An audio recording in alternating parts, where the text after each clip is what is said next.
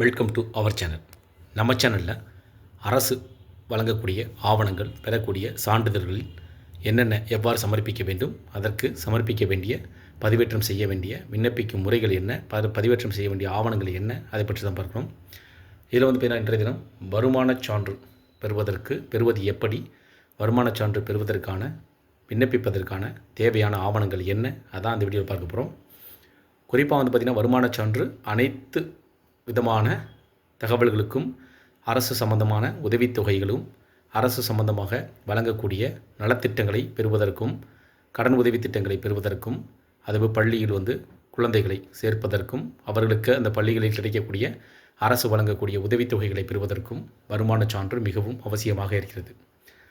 குறிப்பாக பார்த்திங்கன்னா நீங்கள் பள்ளியில் மாணவர்களை சேர்க்கும் பட்சத்தில் அவர்களுக்கு வருமான சான்று பெற வேண்டும். அதேபோல் தற்போது அந்த இலவச கட்டாய கல்வி திட்டம் இருக்குது பார்த்திங்களா, RTE, அவற்றை விண்ணப்பிப்பதற்கு வருமான சான்றும் கேட்கப்படும்.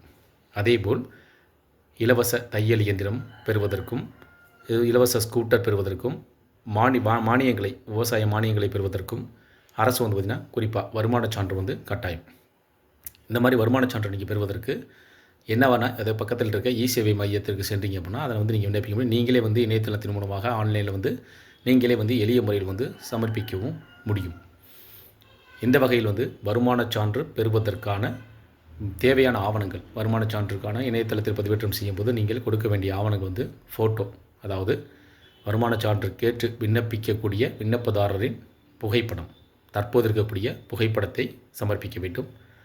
அவருடைய ஆதார் அட்டை, முகவரி, அதே மாதிரி முகவரி ஃபோட்டோ இருக்கக்கூடிய ஐடி தேவைப்படுதுங்களா, அதனால் ஆதார் அட்டை, குடும்ப அட்டை, ஊதிய சான்று, அதாவது அவங்க இப்போ ஒரு குழந்தைய நீங்கள் பள்ளியில் சேர்க்குறீங்க அப்படின்னா RTEயில் நீங்கள் விண்ணப்பிக்கிறீங்க அப்படின்னா அவர்களுடைய தாய் தந்தை அவர்களுடைய வருமான சான்றை உறுதிப்படுத்திக் அவர்களுடைய ஊதியம் சான்று, அதாவது சேலரி ஸ்லிப் நீங்கள் சமர்ப்பிக்க வேண்டும்.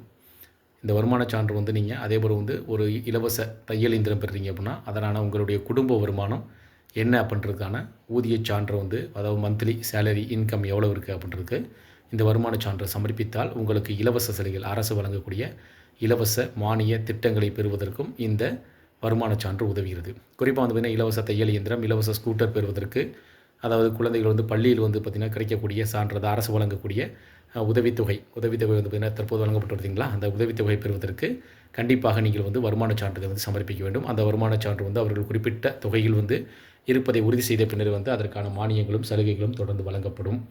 அதனால் இந்த வருமான சான்று பெறுவது மிகவும் எளிது தான். அதாவது இணையதளத்தின் மூலமாக நீங்களே விண்ணப்பிக்க முடியும். விண்ணப்பித்து அதற்கான அதிகாரப்பூர்வமான இணையதளத்திற்கு சென்று நீங்கள் கேட்கக்கூடிய இந்த ஆவணங்களை பதிவேற்றம் செய்தாலே போதுமானது.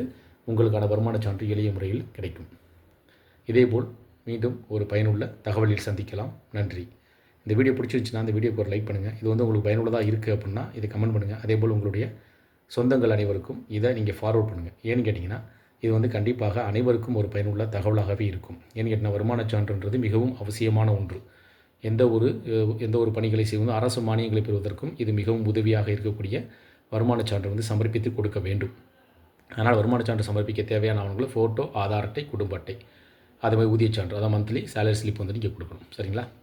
இந்த தகவல் பயனுள்ளதாக இருந்துச்சுன்னா வீடியோக்கு லைக் பண்ணுங்கள். ஏதாவது சந்தேகங்கள் இருந்துச்சுன்னா நீங்கள் கமெண்ட் பண்ணலாம். அதை நிவர்த்தி செய்யும் வகையில் நான் அடுத்தடுத்த உங்களுக்கு வீடியோவில் அதனுடைய சந்தேகங்களை நான் நிவர்த்தி செய்யக்கூடிய வீடியோ நாங்கள் அப்டேட் பண்ணுறோம். மீண்டும் இதேபோல் ஒரு பயனுள்ள தகவலில் சந்திக்கலாம். நன்றி.